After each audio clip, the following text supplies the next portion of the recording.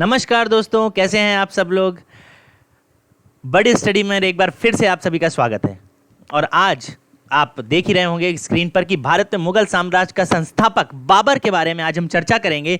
जैसा कि मैंने आपको बताया था कि मैं आपको बहुत ज़्यादा डीप नहीं ले जाऊंगा, लेकिन हाँ, जैसा कि मैं आपको बता रहा हूँ कि जैसे प्रश्न पूछे जाते हैं हाँ उस तरह को मैं लेकर चलूँगा आगे। यहाँ पर देखिए, अगर आप स्क्रीन पर देख रहे होंगे तो यहाँ पर स्क्रीन पर देखिए होंगे भारत में मुगल साम्राज्य का संस्थापक 1526 से 1530 ईस्वी तक लिखा हुआ है। यहाँ पर देखिए जो प्रश्न परीक्षा में पूछे जा सकते हैं यूपी पीईटी, हाँ, जो यूपी ट्रिपल एसएससी के थ्रू निकला हुआ है, UP triple SSC, UP TT, UP SI, UP police, RRB group D, UP RO, ARO, IB और एसएससी, और भी बहुत सी परीक्षाएं जिसमें इतिहास के प्रश्न पूछे जाते हैं। आपको सिर्फ वही प्रश्न देखने को मिलेंगे, सुनने को मिलेंगे और पढ़ने को मिलेंगे जो प्रश्न पूछे जा सकते हैं, और आप बिल्कुल रुचिकर होकर पढ़ेंगे। बस थोड़ा सा इंटरेस्ट पैदा कीजिए। देखिए होता क्या है, जब भी हम कोई चीज़ नई किसी चीज़ की शुरुआत करते हैं, अगर हमारा इंटरेस्ट नहीं है तो ईमानदारी से आपको बताएं उसमें इंटरेस्ट पैदा कीजिए, तो अभी इंटरेस्ट पैदा होगा। बस धैर्य से सुनिए,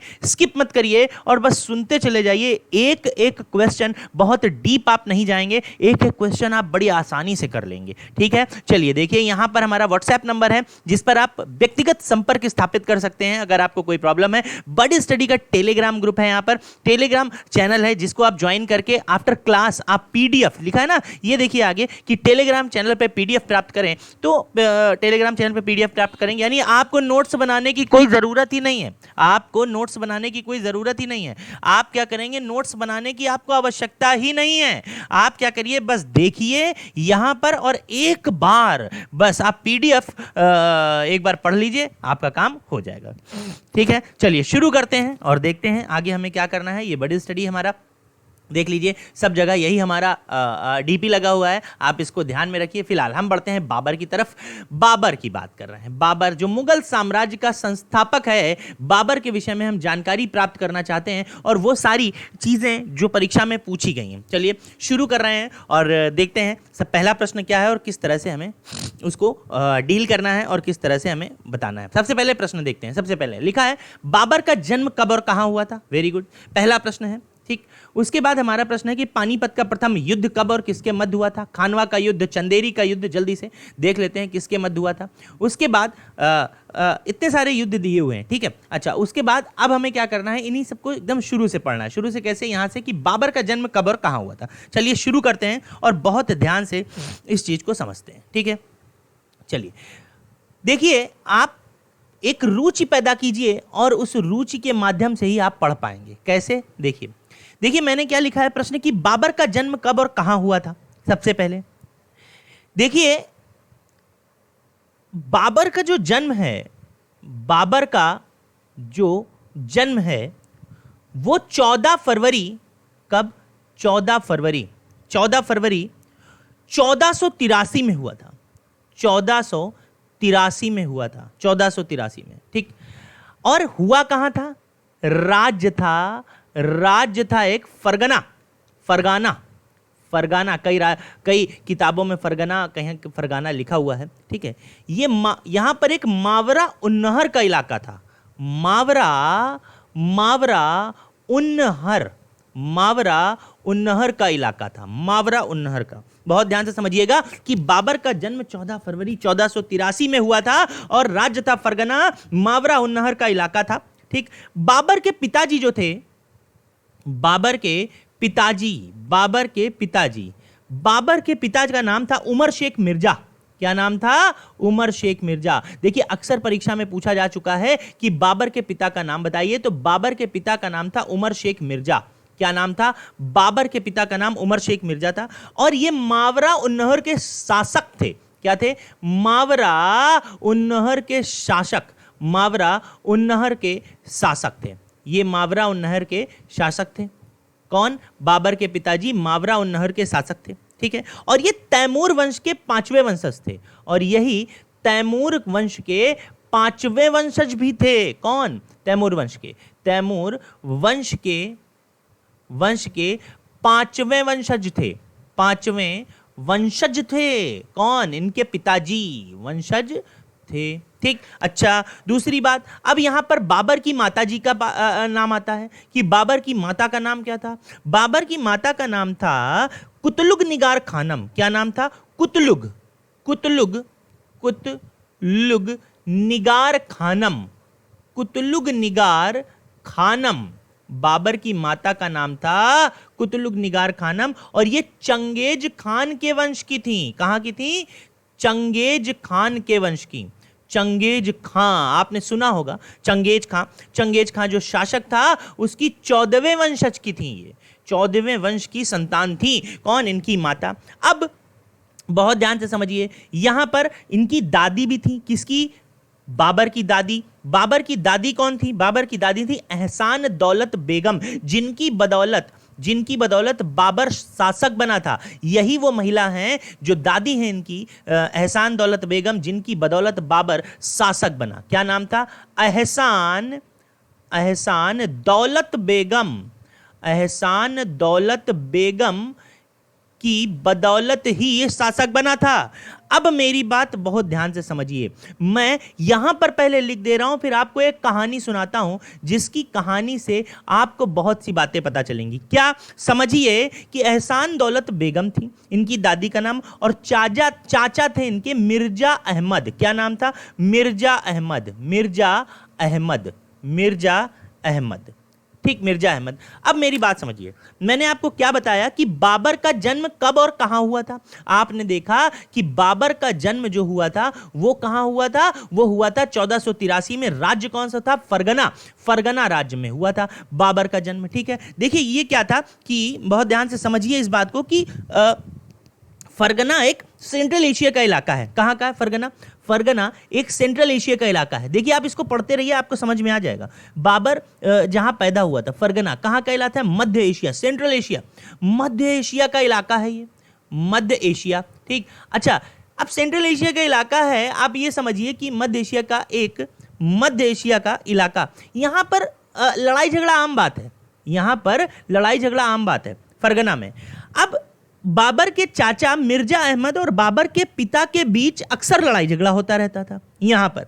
अच्छा, बाबर जब पैदा हुआ था तो ये समझिए, जैसे ये बोला जाता है ना कि चांदी के चम्मच मुंह में लिए पैदा हुआ है। बाबर उस तरह था कि बाबर की लाइफ बिल्कुल लग्जीरियस थी, मतलब कहते नहीं है रिच, जैसे मैं कह सकता हूं कि एक बहुत अमीर खानदान में बाबर पैदा हुआ था, बहुत अमीर खानदान में जिसको कह सकते हैं। हाँ, बाबर जब वहां पैदा हुआ, बड़ा अमीर खानदान था वो। इनके पिता उमर शेख मिर्जा थे, भाई तैमूर वंश के 5वें वंशज थे। माता कुतलुग निगार खानम थी, चंगेज खान के वंश की थी। और इनकी जो दादी थी एहसान दौलत बेगम, जब पिताजी उमर शेख मिर्जा मावरा-उन-नहर के शासक थे तो मावरा-उन-नहर के शासक की माता थी वो एहसान दौलत बेगम। हाँ, चाचा मिर्जा अहमद थे। अब यहां पर मैंने आपको क्या बताया कि मिर्जा अहमद और बाबर के पिता, बाबर के पिता का क्या नाम था? बाबर के पिता का जो नाम था वो था उमर। क्या नाम था? उमर शेख मिर्जा। उमर शेख मिर्जा, मैं केवल उमर लिख दे रहा हूं, आप समझे। उमर के बीच लड़ाई झगड़ा होता रहता था। क्या होता रहता था? लड़ाई झगड़ा होता रहता था। देखिए हर परिवार में लड़ाई झगड़ा होता है, ठीक है, हर परिवार में लड़ाई झगड़ा होता रहता है, ठीक होता है। ठीक, अब मेरी बात समझिए, भाई बाबर पैदा हुआ, वो तो शासक थे मावरा-उन-नहर के। कौन? बाबर के पिताजी। अब दादी जो थी, दादी अपने बेटे को बड़ा प्यार करती थी, दादी जो थी अपने बेटे को बड़ा प्यार करती थी, बड़े बेटे को। ठीक, अब हुआ क्या कि इन दोनों के बीच अक्सर लड़ाई झगड़ा होता रहता था, मिर्जा अहमद और उमर के बीच। अब होता क्या था कि जब बाबर क्या हुआ कि 11 वर्ष का था। कितने वर्ष का था? 11 वर्ष का। मैं लिख देता हूं, तब पिता की महल की छत से गिरकर मौत हो गई। समझिए कितने वर्ष का? 11 साल। जब बाबर, समझिए, जब बाबर 11 वर्ष का था, जब बाबर 11 वर्ष का था, देखिए मैं इसलिए लिखता जा रहा हूं, मैं इसके लिए भी स्लाइड बना सकता हूं, लेकिन नहीं, अगर आप पढ़ेंगे तो एक बार में याद हो जाएगा आपको। हाँ, जब बाबर 11 वर्ष का था तब पिता की छत से गिरकर मौत हो गई। तब पिता की महल की छत से गिरकर मौत हो गई। महल की छत से गिरकर मौत, महल की छत से गिरकर मौत हो गई। बाबर के पिता की गिरकर मौत। अब एक बात बताइए, बाबर कितने वर्ष का था? 11 वर्ष का था। बाबर 11 वर्ष, और बाबर के पिता की महल की छत से गिरकर हो गई मौत। ठीक है, अब बाबर के पास क्या बचा? बाबर के पास राजा बनने के अलावा कोई रास्ता ही नहीं था। बाबर के पास राजा बनने के अलावा कोई रास्ता ही नहीं था। दादी की बदौलत वह राजा बना। दादी कौन थी? एहसान दौलत बेगम। कौन सी? एहसान। आपको पता है दादी का नाम बाबर की? एहसान दौलत बेगम। एहसान दौलत बेगम की बदौलत, बेगम की बदौलत, बाबर की बदौलत बाबर 11 वर्ष की उम्र में मावरा उन नहर का शासक बन गया था। बाबर 11 वर्ष में शासक बना। अब 11 वर्ष का बालक शासक बना है। आप एक बात बताइए, कोई भी 11 वर्ष का बच्चा, आप इमेजिन कीजिए कि आपको 11 वर्ष की उम्र में, आपको और हमें तो तमीज ही नहीं होती है कि हमें कपड़े कैसे पहनने हैं, लेकिन यहां पर तो ये 11 वर्ष का बालक पूरा शासन संभाल रहा है। देखिए, अच्छा हुआ क्या, अब बड़े बेटे की तो मृत्यु हो गई थी। किसकी? एहसान दौलत बेगम के। तो बड़े बेटे की मृत्यु के गम में वो भी चल बसी। कौन? इनकी दादी भी चल बसी। तो मैं भी एक पॉइंट ये भी लिख देते हैं कि बड़े बेटे के गम में, बड़े बेटे के गम में एहसान बेगम चल बसी। अब एक बात बताइए, देखिए यहां पर देखिए, जब मां जिंदा होती है तो माँ क्या करती है कि माँ के जैसे 2 बेटे हैं, एक बेटा मर भी गया तो एक बेटे पर कंट्रोल रहता है। लेकिन आप सोचिए कि एक माँ के 2 बेटे, जिसमें से बड़ा बेटा मर गया और उसका बेटा 11 वर्ष की अवस्था में शासक बना है। और अब आप सोचिए कि मैंने पिछले स्लाइड में क्या बताया आपको कि देखिए, मिर्जा अहमद जो थे, चाचा थे। इनके और उमर के बीच लड़ाई झगड़ा होता रहता था। अब उमर तो छत से गिर के मर गए, ये तो चले गए भाई। लेकिन भाई देखिए, यहां पर कोई अलग अलग इतिहासकारों ने बताया है, इसके अभी पुख्ता सबूत भी नहीं है। ये तो लिखा गया है महल की छत से गिरकर मौत हुई। हो सकता है लड़ाई झगड़े के कारण इनको गिराकर मार भी दिया गया हो, हाँ ऐसा हो सकता है। फिलहाल इनकी मौत हुई थी तब बाबर 11 वर्ष का था। अब दादी की बदौलत ये बाबर बड़े बेटे का बेटा जो है ये शासक बन गया। लेकिन 11 साल का बालक क्या शासक करेगा? लेकिन उसके पीछे उसकी दादी का हाथ था। लेकिन जब बड़े बेटे के गम में बीमार रहने लगी और एहसान दौलत बेगम भी चल बसी, और जैसे ही एहसान दौलत बेगम चल बसी तो बाबर का चाचा कौन था? मिर्जा अहमद ने शहबानी खां जैसा लालची राजा जो एक था, उसके साथ फरगना पर आक्रमण कर दिया। ठीक है, इसको मैं लिख देता हूं कि चाचा ने शहबानी खां, देखिए बहुत डिटेल में पढ़ने की जरूरत नहीं है, जितना डिटेल जरूरी है उतना मैं पढ़ा रहा हूं। शहबानी खां जैसे राजा के साथ मिलकर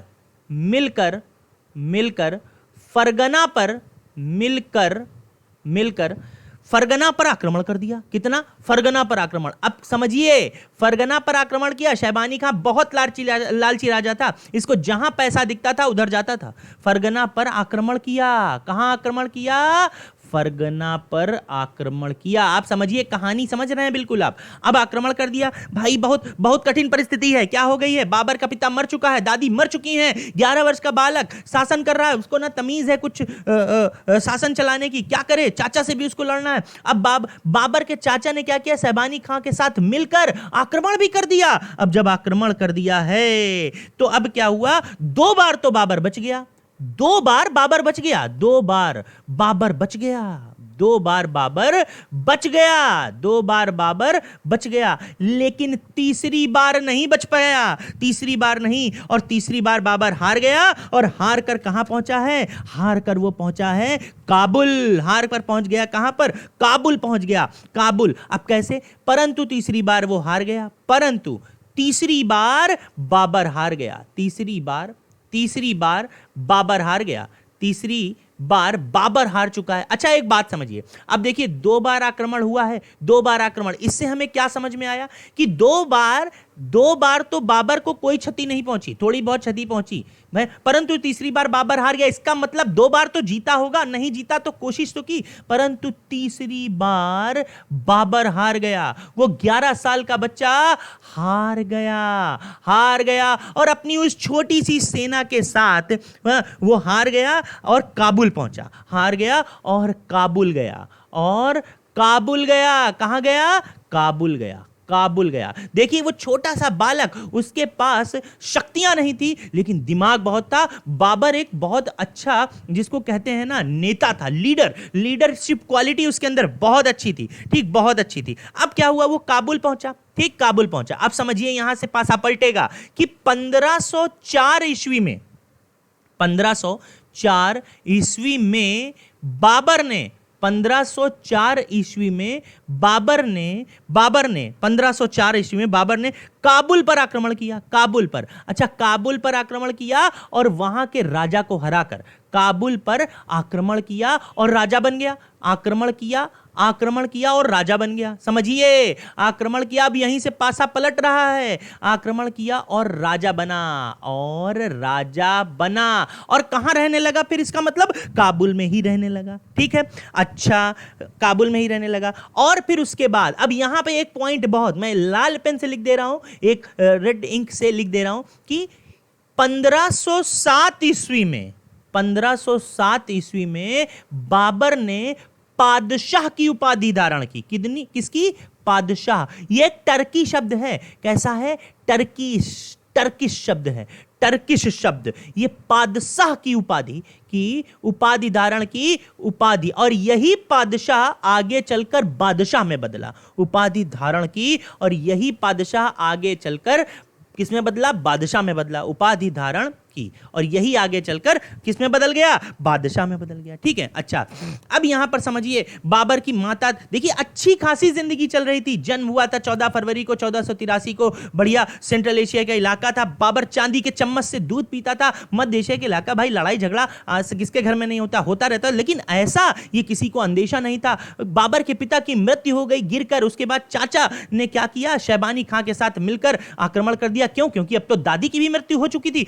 अब दादी की भी मृत्यु हो गई। बाबर फिलहाल 2 बार बच गया, तीसरी बार हारा और पहुंचा काबुल। वहां पर उसने आक्रमण किया और राजा बना। 1507 ईस्वी में पादशाह, जो टर्की शब्द है, की उपाधि धारण की उसने। अच्छा, अब क्या है? अब यहीं से दिक्कत होती है। दिक्कत क्या होती है? देखिए, बाबर जिंदगियों से अपनी जूझ रहा था। भाई बाबर के पास पैसा है नहीं। बाबर क्या कर रहा था? पैसा है नहीं बाबर के पास, अपनी जिंदगी से बिल्कुल परेशान, बिल्कुल क्या करे बाबर। लेकिन बाबर, देखिए अब मेरी बात समझिए, जहां पे बाबर है, बाबर के पास धन नहीं है। क्या नहीं है? बाबर के पास धन नहीं है। धन नहीं है। अब जब धन नहीं है बाबर के पास, समझिए, बाबर के पास धन नहीं, बिना धन के तो कोई संभव नहीं है। चाहे पहले हो या अब हो, अभी भी कुछ भी संभव नहीं है। तो कुछ भी संभव नहीं है। बाबर क्या करे? पैसा भी नहीं है, बाबर क्या करे? जूझ रहा है वो। अच्छा, हुआ क्या? बाबर के साथी फरगना जाने के लिए कहते हैं। उसके साथी बाबर से कहते हैं कि फरगना चलिए। उसके साथी बाबर से फरगना चलने के लिए कहते हैं। बाबर से फरगना चलने के लिए कहते हैं। फरगना चलने के लिए कहते हैं। लेकिन आप सोचिए, क्या जाना उचित है?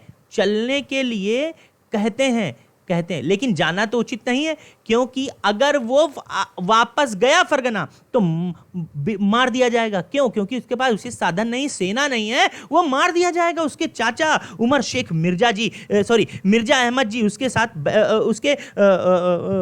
उसके इंतजार में है कि जब वो आएगा तो उसको मार देंगे, क्योंकि हमला ही किया था, बचकर आया था वो किसी तरह। फिलहाल बाबर, देखिए बाबर ने बहुत दुख झेला है। बाबर पैदा हुआ था लग्जरियस लाइफ के साथ, लेकिन आगे जो भी उसने बनाया वो स्वयं का बनाया है। समझ गए आप लोग? उसने स्वयं का बनाया है। अच्छा, फिर बाबर ने धीरे धीरे अपने आप को डेवलप किया। समझिए, बाबर अर्श से, देखिए मैं किसी की बड़ाई नहीं कर रहा हूं, लेकिन अर्श से फर्श पर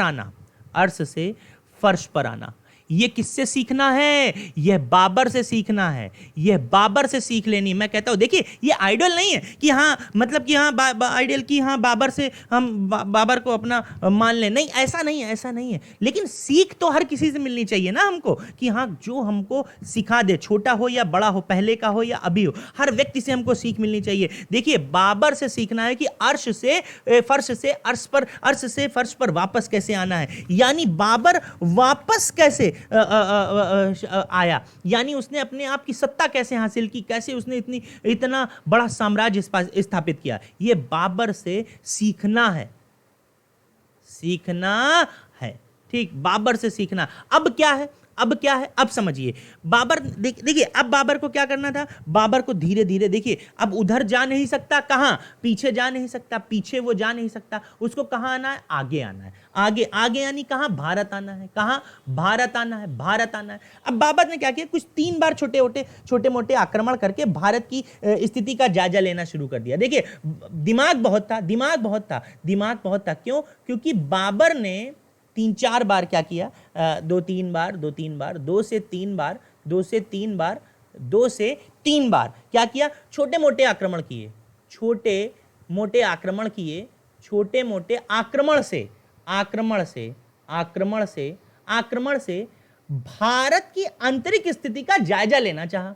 भारत की आंतरिक स्थिति, भारत की आंतरिक, भारत की आंतरिक स्थिति का जायजा लेना उसने उचित समझा। क्यों? क्योंकि देखिए भाई हम ऐसे थोड़ी कर लेते हैं कि हाँ कि हम सीधे गए और हमला कर दिया, अरे पता नहीं कैसा हो क्या हो। तो उसने आंतरिक स्थिति का जायजा लेना चालू किया, आंतरिक स्थिति का जायजा लेना शुरू किया, जायजा लेना शुरू किया, जायजा लेना शुरू किया।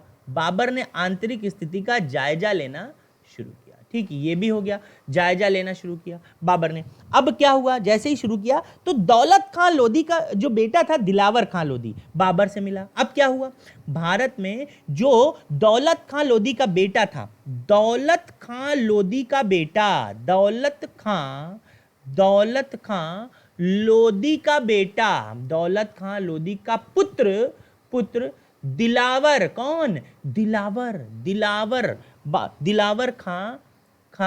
दिलावर खां बाबर से मिलकर उसको आक्रमण करने का निमंत्रण दिया।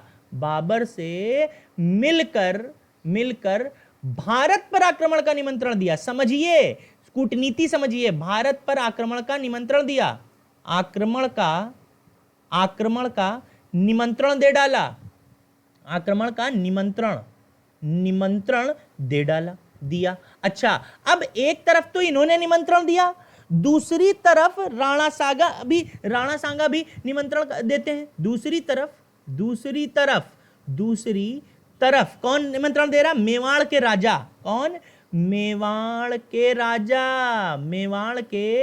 राजा। देखिए निमंत्रण क्यों दिया, निमंत्रण इसलिए दिया ना, आप भारत पर आक्रमण कीजिए, आप भैया सत्ता यहां पर आक्रमण कीजिए, राजाओं को हराइए, जाइए, मैं भी आपके साथ लड़ूंगा और लड़ने के साथ मेरी सत्ता होगी। ठीक है, तो बाबर को तो सिर्फ पता ही नहीं था ना, वो मान गया भाई, मेवाड़ के राजा संग्राम सिंह या राणा सांगा, संग्राम सिंह भी कह सकते हैं, संग्राम सिंह या राणा सांगा, राणा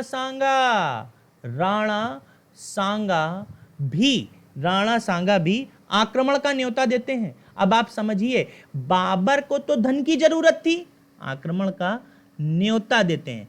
बाबर को तो धन की जरूरत थी, ठीक, धन की। अच्छा, बाबर को इतना पता था कि भारत में धन है, ये पता था कि भारत में धन है, लेकिन ये नहीं पता था इतना धन है भारत में, इतना। क्यों? क्योंकि देखिए बाबर ने पहले छोटे मोटे आक्रमण किए, उसको पता चला भारत में धन है, यहां पर धन है। उसने भाई जब उसको आक्रमण का न्योता दिया, किसने, दिलावर खान ने और मेवाड़ के राजा संग्राम सिंह ने। मुद्दा क्या था, इन्होंने सोचा कि हम आक्रमण का निमंत्रण दे रहे हैं, ये आएंगे और दौलत खान लोधी को हराएंगे और इब्राहिम लोधी को हराएंगे, जैसे पानीपत का प्रथम युद्ध हुआ था, हराकर अपना चले जाएंगे। जब वो हार जाएगा, मारा जाएगा, हम यहां पर शासन करेंगे। लेकिन ऐसा कतई नहीं हुआ। ऐसा क्यों नहीं हुआ भाई? भाई देखिए, बाबर आया तो था इसी उद्देश्य से कि वो लड़ाई कर कर चला जाएगा, लेकिन उसने देखा इतना पैसा है भारत में, इतना धन है, इतना धन है, हीरे जवाहरात, सोने की चिड़िया, ऐसे ही थोड़ी बोलते हैं बाबर को, भारत को, वो यहीं रुक गया, वो यहीं रुक गया, वो यहीं रुक गया। चलिए अच्छा, अब देखते हैं आगे क्या करना है। अब लिखा क्या है, हमारा प्रश्न अगला है, पानीपत का प्रथम युद्ध कब और किसके मध्य हुआ। मैं पानीपत का प्रथम युद्ध, देखिए पानीपत का प्रथम युद्ध कब और किसके मध्य हुआ, बहुत इंपॉर्टेंट युद्ध है, और इस युद्ध के ही माध्यम से बहुत चीजें पलटी, भारत में मुगल वंश की शुरुआत हुई। 21 अप्रैल 1526 क्या था, बाबर और इब्राहिम लोदी वंश का शासक जो था, लोदी वंश का इब्राहिम लोदी के मध्य हुआ, लोदी के मध्य, ठीक। इसमें क्या हुआ, इसमें हुआ कि लोदी को हराया गया, बाबर ने लोदी को हराया तुगलमा युद्ध नीति से। बाबर ने लोदी को, इब्राहिम लोदी को तुगलमा युद्ध नीति से हराया, अब युद्ध नीति से तुगलमा युद्ध नीति से हराया, और मार दिया। अब आप सोचिए, हराया और मार दिया। अब इब्राहिम उस समय कहां का शासक था, दिल्ली का, और दिल्ली जीत लिया। इसका मतलब भारत की राजधानी उस समय क्या थी, दिल्ली, यानी दिल्ली का जो शासक वो पूरे भारत का शासक, तो और दिल्ली जीत लिया। तो इस समय दिल्ली का शासक कौन, बाबर। दिल्ली का शासक कौन, बाबर दिल्ली का शासक बन गया, ठीक है। अब समझिए, अब तुगलमा युद्ध नीति से मतलब क्या है, कि तुगलमा युद्ध नीति से मतलब ये होता है कि इसके चारों तरफ से दुश्मन सेना को घेर लिया जाता है। देखो, जैसे अब आप समझिए, चारों तरफ से दुश्मन सेना को घेर लिया जाता है, ठीक। अच्छा, घेर लिया जाता है कैसे, देखो, जैसे ये इधर खाई है, क्या है, इधर खाई है, इधर खाई और इधर भी खाई, इधर खाई और इधर भी खाई, इधर खाई और इधर भी खाई, ठीक है। अब आप समझिए, यहां पर सेना, ये पैदल और घोड़ा सेना, पैदल और घोड़ा सेना, यहां ये, और इधर देखिए, ये इधर। अब चारों तरफ से तो घेर लिया गया, चारों तरफ से घेर लिया गया, सेना कहां जाएगी भैया, इधर खाई, मरो करो या मरो। यही है तुगलमा युद्ध नीति, दोनों तरफ खाई, चारों तरफ से घेर लिया। और इसमें बाबर का साथ किसने दिया, समझिए, इस षड्यंत्र में बाबर के साथ, इस षड्यंत्र में बाबर का साथ जो दिया है, बाबर का साथ, वो साथ दिया है उस्ताद अली और मुस्तफा रूमी, जो बाबर के सेना में अधिकारी हैं। उस्ताद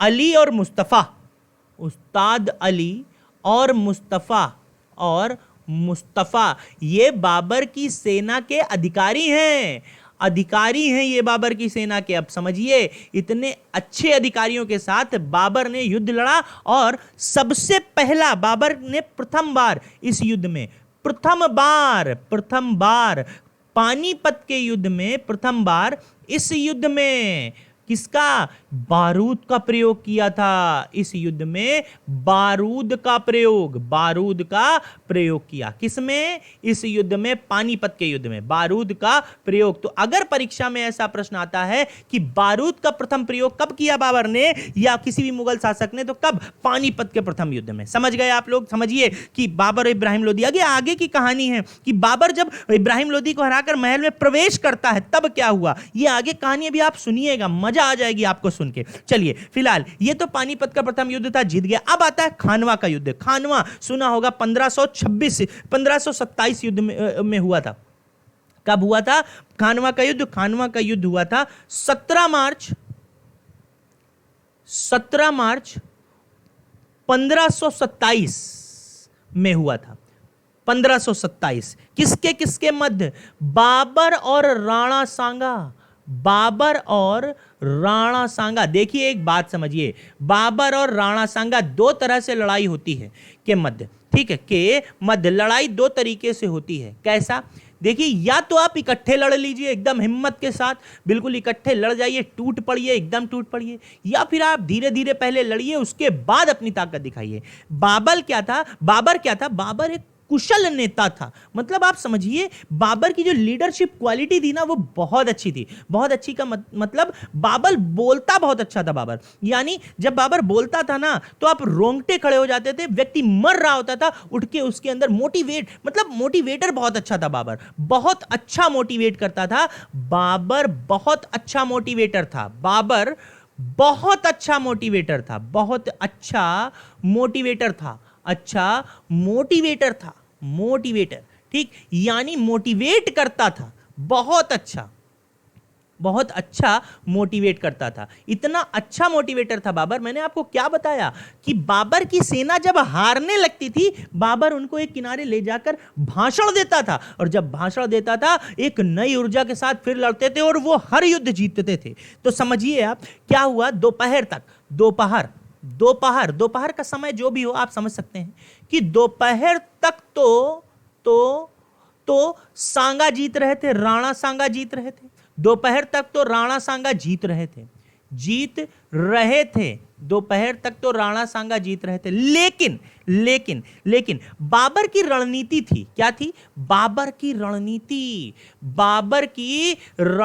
थी। ये क्या रणनीति? बाबर की रणनीति के अनुसार बाबर की पूरी सेना नहीं युद्ध करती थी। ना पूरी सेना युद्ध नहीं करती थी।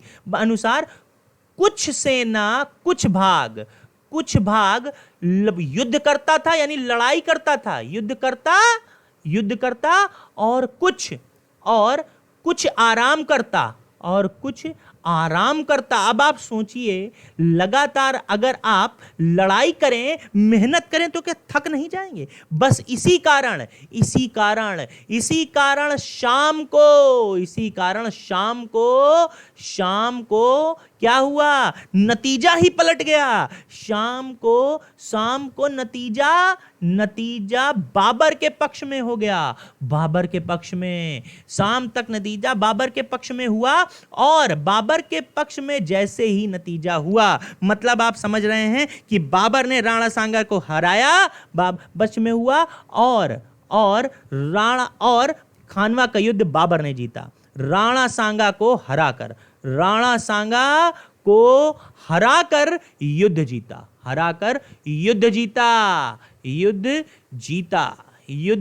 जीता। समझ गए आप लोग? सीधा। और उसके बाद भी नहीं रुका वो, और उसने पहले पादशाह की उपाधि धारण की थी, अब गाजी की उपाधि धारण की, और गाजी की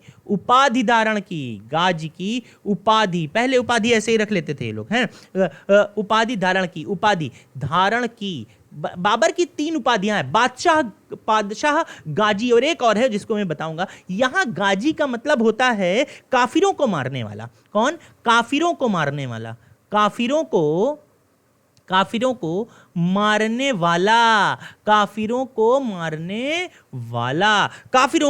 वाला। ठीक है। अच्छा, अब क्या हुआ? ठीक, अब जब ये खत्म हो गया, अब बाबर ने राणा सांगा को हराकर युद्ध जीत लिया। अब क्या हुआ इसके मध्य? भाई ये तो खत्म 17 मार्च 1527 का युद्ध। अब क्या हुआ?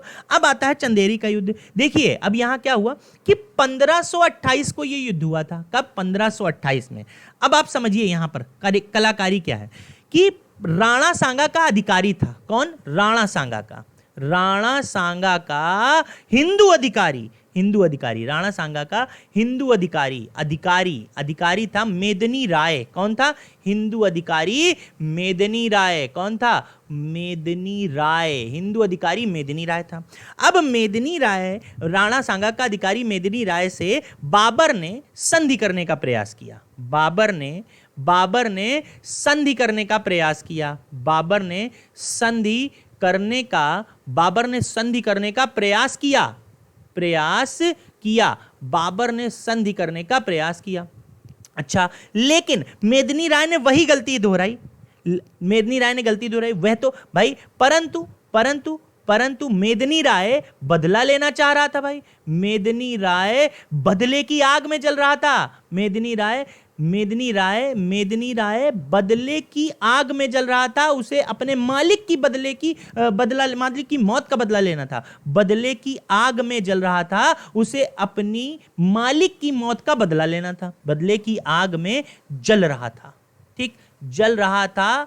और हुआ क्या फिर, राणा सांगा की गलती दोबारा दोहराई उसने, किसने, मेदिनी राय ने, मेदिनी राय ने राणा सांगा की गलती दोहराई, राणा सांगा की गलती दोहराई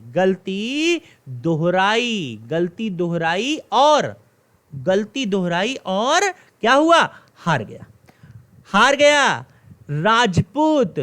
राजपूत यानी हिंदू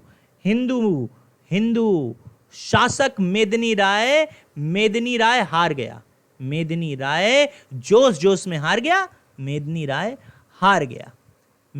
हार गया और बाबर ने चंदेरी का युद्ध भी जीत लिया। अब क्या हुआ, अब यहां से थोड़ा सा चीजें बदलती हैं, देखिए अभी तो हम यहीं तक पहुंचे हैं, ठीक है। अब इसके बाद हमें क्या करना है, हमें इसके बाद देखना है कि बहुत सी चीजें, देखिए बाबर का मकबरा कहां बना हुआ है, बाबर की आत्मकथा किसने लिखी है, बहुत सी चीजें हैं अभी हमारे पास। फिलहाल अभी हम कहां थे, चंदेरी की युद्ध में, तो अब चंदेरी की युद्ध के हम आगे बढ़ते हैं, देखिए अब क्या हुआ, दौलत खां लोधी, ध्यान होगा आपको दौलत खां लोधी के बारे में, आपको मैंने थोड़ा सा बताया था। दौलत खां लोधी का जो बेटा था दिलावर खां लोधी, उसी ने आक्रमण के लिए उत्साहित किया था बाबर को भारत में, ठीक है। तो दौलत खां लोधी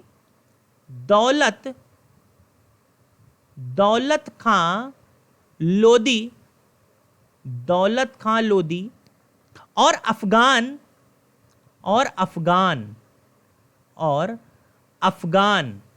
अफगानों के मध्य हुआ था ना, हाँ, और अफगान और गुजरात का बहादुर शाह, गुजरात का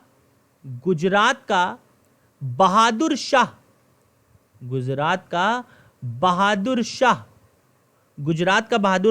बंगाल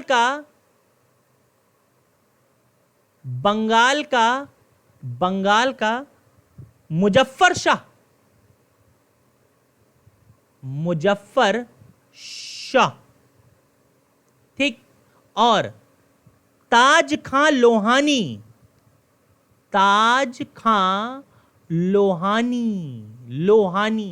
समझिए इतने लोगों की, ताज खां लोहानी की संयुक्त सेना बिहार बंगाल से निकली, कि संयुक्त सेना बिहार और बंगाल से निकली, समझिए आप, बिहार और बंगाल से निकली। अच्छा, अब इधर से इनकी सेना निकली, किसकी सेना निकली, दौलत खां लोधी, अफगान, गुजरात का बहादुर शाह, बंगाल का मुजफ्फर शाह और ताज खां लोहानी की संयुक्त सेना बिहार और बंगाल से सबकी सेना निकली। और इधर बाबर की सेना, ठीक, इधर बाबर का मित्र था, कौन था, बाबर का मित्र और सेनापति, बाबर के मित्र और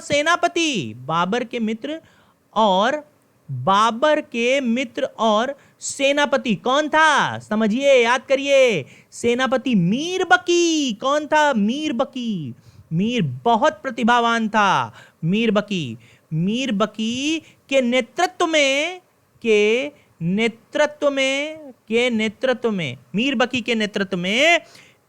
बाबर के मित्र और सेनापति के नेतृत्व में बाबर की सेना निकली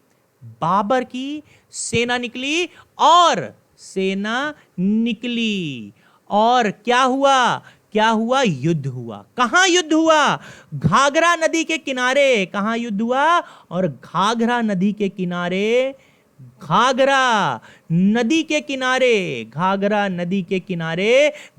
नदी का युद्ध हुआ। कब हुआ घाघरा नदी के किनारे, 1529 में घाघरा नदी के किनारे 1529 में युद्ध हुआ, लेकिन इसमें भी बाबर विजय हुआ। बाबर, जिसका श्रेय किसको जाता है? मीर बकी को। मीर बकी को युद्ध हुआ और बाबर विजय हुआ, और बाबर विजय हुआ। बाबर विजय हुआ, मीर बकी के नेतृत्व में बाबर विजय हुआ, क्योंकि बहुत से युद्ध ऐसे थे जिसको बाबर नहीं लड़ता था। समझ गए आप? समझिए, ये हुआ, बाबर विजय हुआ। तो देखिए, बाबर के अब युद्ध हो गए। कौन कौन से भाई? देखिए, सबसे पहले पानीपत का प्रथम युद्ध हुआ, फिर खानवा का युद्ध हुआ, खानवा का युद्ध राणा सांगा, फिर चंदेरी का युद्ध हुआ मेदिनी राय के बीच, फिर घाघरा नदी का युद्ध हुआ। इसको हम कह सकते हैं बाबर और अफगानों के मध्य हुआ।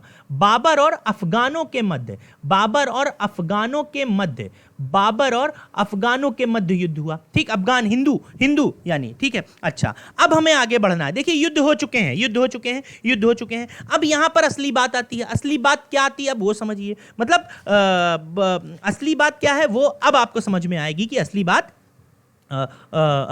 क्या है। समझिए, असली बात यह है कि देखिए, बाबर, सबसे पहले समझते हैं, बाबर के 4 पुत्र थे। कौन थे? बाबर के 4 पुत्र कौन थे? बाबर के 4 पुत्र थे। 4 पुत्र कौन कौन? पहला हुमायूं, हुमायूं जो मुगल वंश का, हुमायूं दूसरा शासक बना था। हुमायूं, बाबर हुमायूं मुगल वंश का दूसरा शासक बना था। हुमायूं, ठीक है। फिर कौन था? कामरान था, कामरान। फिर कौन था? अस्करी। कौन था? अस्करी। कौन था? अस्करी। और कौन था? हिंदाल। बाबर की एक पुत्री भी थी। बाबर की एक पुत्री भी थी। पुत्री थी गुलबदन बेगम। पुत्री थी गुलबदन बेगम। बाबर की पुत्री का नाम था गुलबदन बेगम। अच्छा, अब क्या हुआ था? बाबर बीमार पड़ रहा था। उसके अपने बच्चों का भविष्य भी बनाना था, और वो नहीं चाहता था कि जो उसने झेला है उसके बच्चे भी झेलें। समझिए, यहां पर बाबर बीमार पड़ रहा था। अभी यहां पर आपको एक सीक्रेट, मतलब एक चीज आपको पता चलेगी जो रिवील होगा कि ऐसा कैसे, कि बाबर बीमार क्यों पड़ रहा था। बाबर बीमार पड़ रहा था। बाबर बीमार पड़ रहा था। अब बाबर बीमार पड़ रहा था, उसे बच्चों का भविष्य बनाना था। मैं यहां सब लिख रहा हूं ताकि आपको सिर्फ पीडीएफ देखकर पता चल जाए। उसे बच्चों का भविष्य बनाना था। क्यों? क्योंकि उसने जो झेला है वो बच्चे ना झेलें। भविष्य बनाना था। अब आप समझिए। अब आप सोच रहे होंगे बीमार क्यों पड़ रहा था इतनी जल्दी। हाँ, मैं आपको बताता हूं। समझिए, हुआ क्या था कि बाबर ने जब इब्राहिम लोदी को हराया बाबर ने, तो क्या हुआ? महल में प्रवेश किया। लोदी को हराकर जब महल में प्रवेश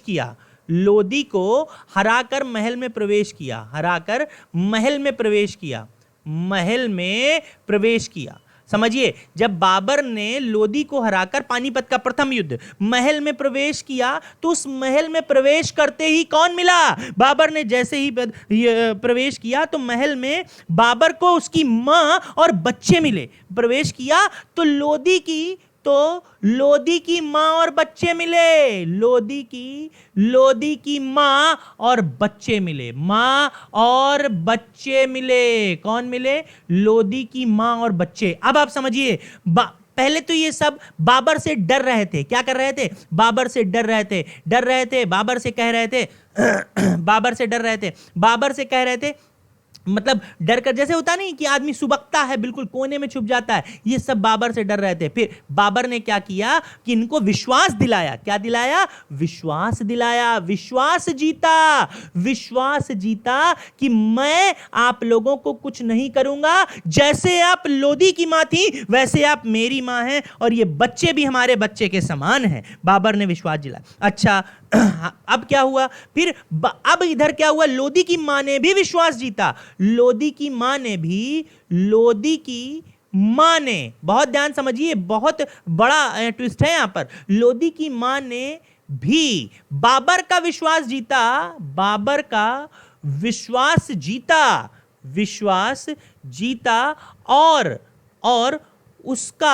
और उसका खाना, उसका खाना चेक करने के लिए नियुक्त हुई, और उसका खाना चेक करने के लिए, जैसे भाई राजा महाराजा खाना बनता है उनके लिए तो पहले चेक होता है, तो उसका खाना चेक करने के लिए नियुक्त हुई। लेकिन नियुक्त तो हो गई, चेक करती नहीं, लेकिन भैया उनको भी अपने पुत्र की मौत का बदला लेना था। वह धीरे धीरे जहर मिलाती गई, वो धीरे धीरे बाबर के खाने में धीरे धीरे जहर मिलाया। उन्होंने बाबर के खाने में धीरे धीरे जहर मिलाया, और बाबर अंदर ही अंदर जहर की वजह से कमजोर होता गया। इसी वजह से वो कमजोर होता गया, इसी वजह से कमजोर हो गया बाबर, इसी वजह से कमजोर हुआ और 1530 में मर गया। और कब मर गया बाबर? 27 दिसंबर 1530 में मर चुका है। बाबर अब मर चुका है, बाबर 1530 ईस्वी में मर चुका। कब? इसी जहर की वजह से। किसके जहर की वजह से? इब्राहिम लोदी की मां के बदले की वजह से, जिन्होंने उसका विश्वास जीता और खाना चेक करने के लिए नियुक्त हुई थी। समझिए। अच्छा अच्छा, फिर हुआ क्या? आपको याद होगा, थोड़ा बहुत आपने पढ़ा होगा, तो बाबर एक, अब आप समझिए हुआ क्या कि जैसे लिखा क्या है कि प्रश्न देखिए कि उस प्रथम मुगल शासक का नाम बताइए जिसका मकबरा भारत के बाहर है। देखिए हम क्या पढ़ रहे हैं, बाबर, तो ऑब्वियसली बाबर होगा, लेकिन इसके पीछे की कहानी है। कहानी क्या है कि बाबर को पहले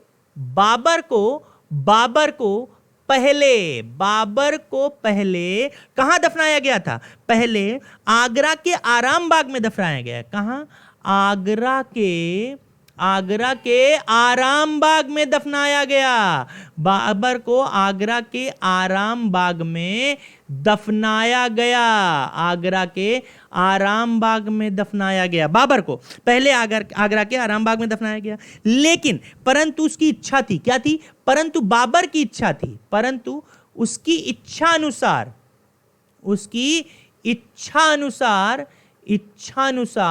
बाबर की इच्छा अनुसार बाबर की इच्छा थी, काबुल में दफनाया गया। काबुल में क्यों? काबुल में दफनाया गया। क्यों दफनाया गया? अरे भैया, दफनाया गया क्यों? देखिए, हम अपने जीवन की पहली जो वस्तु होती है, या पहला हमारे द्वारा जो पहली चीज हमको मिली होती, प्राप्त होती है, वो हमारे लिए बहुत खास होती है। बाबर के द्वारा जीता गया पहला प्रदेश था।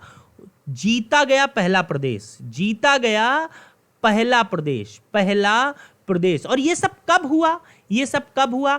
जब आपको ध्यान होगा कि शेरशाह सूरी से हारने के बाद बाबर का परिवार भागा था, तब उसकी पत्नी ने काबुल में दफनाया। जब शेरशाह से हारने के बाद, शेरशाह से चौसा के युद्ध में आपको ध्यान होगा कि हुमायूं हारा था, तब बाबर का परिवार भागा। भाई, बाबर का परिवार हुमायूं का परिवार। जब शेरशाह से हारने के बाद बाबर का परिवार भागा, तब पत्नी ने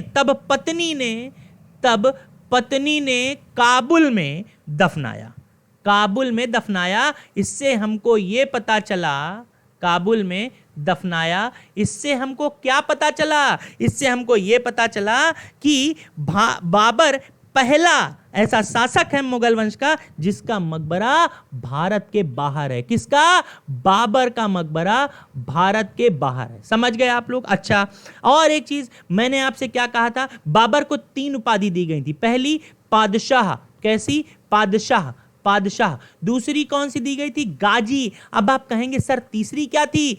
तीसरी भी उपाधि थी कलंदर। क्या उपाधि थी? कलंदर उसकी दानवीरता के लिए उपाधि दी गई थी। दानवीरता। तो बाबर को 3 उपाधियां मिली हैं। अगर एग्जाम में ऐसा प्रश्न आता है कि 3 उपाधियां किसको मिली हैं, बादशाह, गाजी, कलंदर, तो बाबर को मिली हैं। ठीक है, चलिए आगे बढ़ते हैं। बाबर की आत्मकथा किसने लिखी? देखिए, आत्मकथा है बाबर की, तो बाबर नहीं लिखी होगी। बाबर ने अपनी आत्मकथा, समझिए यहां पर कि बाबर ने अपनी आत्मकथा, बाबर ने अपनी आत्मकथा जिसका नाम था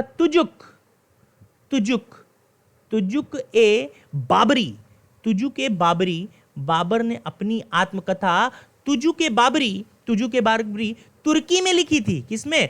तुर्की में लिखी, ये बाबर ने लिखी थी। यानी तुजुक ए बाबरी किसने लिखी? तुर्की में बाबरी। इसके बाद इसका अनुवाद हुआ। इसका अनुवाद कब किया गया? अब्दुल रहीम खान खाना ने किया। इसका अनुवाद फारसी में। कब? फारसी में अब्दुल रहीम खान खाना, बैरम खां का बेटा था ये। बैरम खां का बेटा, अकबर का संरक्षक जो था, हुमायूं का मित्र, हाँ, फारसी में किसने किया? इसका अनुवाद फारसी में अब्दुल रहीम खान खाना। इसको खान खाना की उपाधि अकबर ने दी थी। खान अब्दुल रहीम खान खाना, बैरम खां का बेटा। मैं लिख देता हूं सारी चीजें। बैरम खां का बेटा ने लिखा, ठीक है। और बैरम खान ने लिखा और बाबरनामा नाम दिया, लिखा और बाबरनामा नाम दिया। क्या नाम दिया? और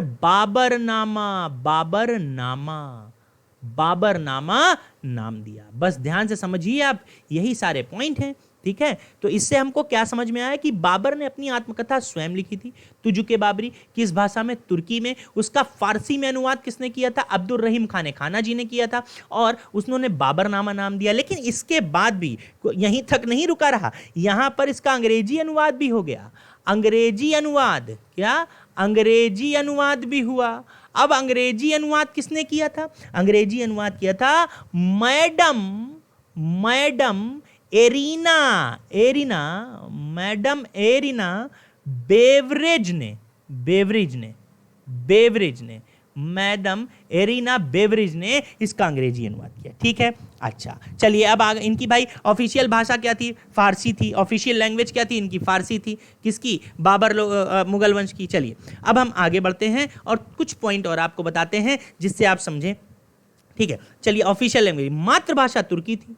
मातृभाषा, समझिए आप, जो मातृभाषा थी इनकी, मातृभाषा मुगल वंश की या बाबर की तुर्की थी, तभी तो तुर्की में लिखा उसने। लेकिन ऑफिशियल लैंग्वेज जो थी वो थी आधिकारिक भाषा। जो थी क्या थी? आधिकारिक भाषा, जो आधिकारिक भाषा होती है, आधिकारिक भाषा वो थी आधिकारिक भाषा फारसी, ठीक है। अच्छा, अब यहां पर हम आगे बढ़ते हैं। एक प्रश्न आता है कि भारत में बगीचों का जन्मदाता कौन है? तो बाबर भारत में बगीचों का जन्मदाता है। भारत में बगीचों का जन्मदाता है। बगीचों का जन्मदाता है। बाबर भारत में बगीचों का जन्मदाता है। इस प्रश्न को ध्यान रखिएगा। इसने 4 बाग शैली में बगीचे बनवाए थे।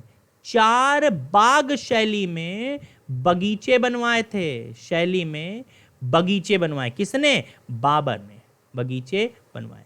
तो देखिए, आपने क्या किया? आपने बनवाए, ठीक है। हाँ, चलिए अब आपने देखिए बाबर की आत्मकथा समझी। बाबर की, ये भी एक तरह से एक शॉर्ट था। मैंने आपको प्रयत्न किया है बाबर की पूरी जीवनी से अवगत कराने का। देखिए, बहुत सी चीजें मैं आपको नहीं बता पाया हूं, ठीक। क्यों नहीं बता पाया हूं वो भी बताता हूं। क्यों नहीं बताया? क्योंकि बाबर इतना इंपॉर्टेंट नहीं है हमारे लिए। इंपॉर्टेंट नहीं है। क्यों इंपॉर्टेंट नहीं है वो हम आपको बता रहे हैं। कहां से क्या इंपॉर्टेंट हो सकता है और कैसे क्या हो सकता है। देखिए क्या इंपॉर्टेंट हो सकता है। देखिए यहां पर अगर हम बात करें तो हमारे पास जो प्रश्न है, बाबर का जन्म कब हुआ, कहां हुआ, ठीक है, ये सारी चीज हो गई। ठीक, मध्य एशिया में हुआ, कैसे, पिता का नाम, माता का नाम, दादी का नाम, चाची का नाम, बाबर के जीवन में क्या बीता जब वो 11 वर्ष का था, उसके बाद बाबर का जीवन कैसे व्यतीत हो रहा, उसने भारत पर कैसे आक्रमण किया, भारत कैसे आया, पानीपत का प्रथम युद्ध कब और कैसे हुआ, कैसे जीता खानवा का युद्ध, उसके बाद चंदेरी का युद्ध किसके कैसे मध्य हुआ, कौन कौन लोगों ने घाघरा का युद्ध किया था, संयुक्त सेना, बाबर के पुत्र कौन थे, पुत्री कौन थी, बाबर कैसे मरा, है, ये सारी चीजें थी। पर बाबर का मकबरा कहाँ पे है, उसको कौन सी उपाधि मिली, बाबर की आत्मकथा किसने लिखी, ये सारी चीजें, अभी और चीजें आगे आएंगी। क्योंकि देखिए, अब मैंने मातृभाषा बताया, आधिकारिक भाषा बताया, बगीचों का जन्मदाता है। उसके बाद एक चीज और है कि यहां पर अभी आपको देखिए, बाबर के बाद हुमायूं आएगा। कौन आएगा?